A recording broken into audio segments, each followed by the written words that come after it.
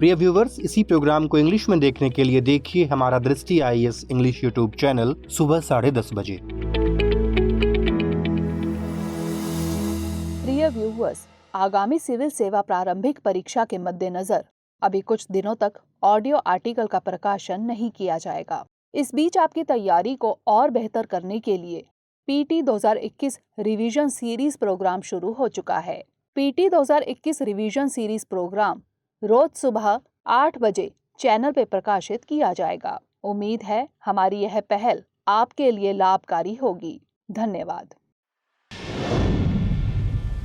नमस्कार, दृष्टि IAS के टू द पॉइंट प्रोग्राम में आपका स्वागत है। आज हम बात करेंगे दुनिया का पहला 5 कंट्री बायोस्फीयर रिजर्व के बारे में। तो आइए सबसे पहले यह जान लेते हैं कि यह चर्चा में क्यों है। यूनेस्को ने मूरा द्रवा डैन्यूब को दुनिया के पहले 5 कंट्री बायोस्फीयर रिजर्व के रूप में घोषित किया है। यह बायोस्फीयर रिजर्व मूरा, द्रवा और डैन्यूब नदियों के लगभग 700 किलोमीटर क्षेत्र में ऑस्ट्रिया, स्लोवेनिया, क्रोएशिया, हंगरी और सर्बिया देशों में फैला हुआ है। आइए जानते हैं मूरा द्रवा डैन्यूब के बारे में। इस रिजर्व का कुल क्षेत्रफल 1 मिलियन हेक्टेयर है। इसे यूरोप का अमेजन कहा जाता है और यह अब यूरोप में सबसे बड़ा नदी संरक्षित क्षेत्र है।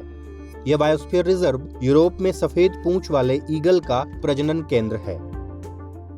वर्ल्ड वाइल्ड लाइफ फंड यानी WWF के अनुसार यह 2,50,000 से अधिक प्रवासी पक्षियों के लिए विश्राम और भोजन का एक महत्वपूर्ण स्थान है।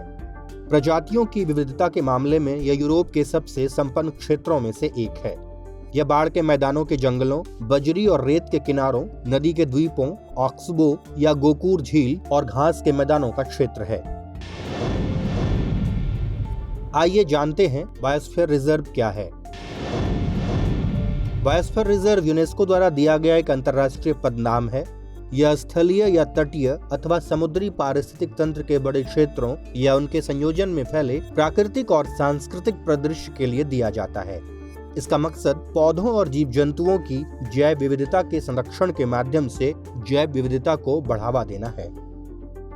आइए जानते हैं बायोस्फीयर रिजर्व की संरचना के बारे में। कोर क्षेत्र यह बायोस्फीयर रिजर्व का सबसे संरक्षित क्षेत्र है। इसमें सामान्य मानव का प्रवेश वर्जित, लेकिन अनुसंधान संबंधी कार्यों की अनुमति होती है। बफर क्षेत्र, इसमें सीमित गतिविधियों जैसे मछली पकड़ना, चराई आदि की अनुमति होती है। संक्रमण क्षेत्र यह बायोस्फीयर रिजर्व का सबसे बाहरी क्षेत्र है। इसमें मानवीय व आर्थिक गतिविधियों की अनुमति होती है। आइए जानते हैं भारत में बायोस्फीयर रिजर्व के बारे में। अद्यतन सूची के अनुसार भारत में 18 बायोस्फीयर रिजर्व हैं। इनमें से 12 biosphere reserve man and biosphere reserve यानी MAB प्रोग्राम के अंतर्गत शामिल हैं। पन्ना बायोस्फीयर रिजर्व यूनेस्को के मैन एंड बायोस्फीयर कार्यक्रम में शामिल भारत का नवीनतम बायोस्फीयर रिजर्व है। भारत का पहला बायोस्फीयर रिजर्व नीलगिरी, तमिलनाडु व केरल में स्थित है। क्षेत्रफल के अनुसार सबसे बड़ा बायोस्फीयर रिजर्व कच्छ, गुजरात में स्थित है। आइए जानते हैं इसके अन्य महत्वपूर्ण तथ्य के बारे में। यूनेस्को का पूरा नाम United Nations Educational, Scientific and Cultural Organization है।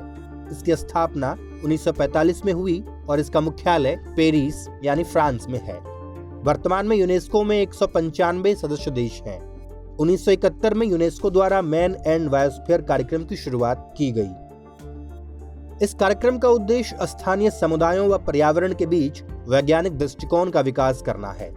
वर्तमान में विश्व के 131 देशों में लगभग 727 बायोस्फीयर रिजर्व हैं। 1986 में भारत सरकार द्वारा बायोस्फीयर रिजर्व नामक एक केंद्र प्रायोजित योजना की शुरुआत की गई।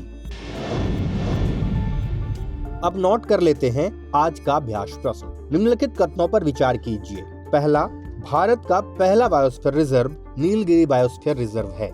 दूसरा, मूरा द्रवा डैन्यूब बायोस्फीयर रिजर्व यूरोप के 4 देशों में फैला हुआ है। और तीसरा, पन्ना बायोस्फीयर रिजर्व को 2020 में यूनेस्को के मैन एंड बायोस्फीयर कार्यक्रम में शामिल किया गया। उपर्युक्त में से कौन से कथन सत्य है अथवा हैं?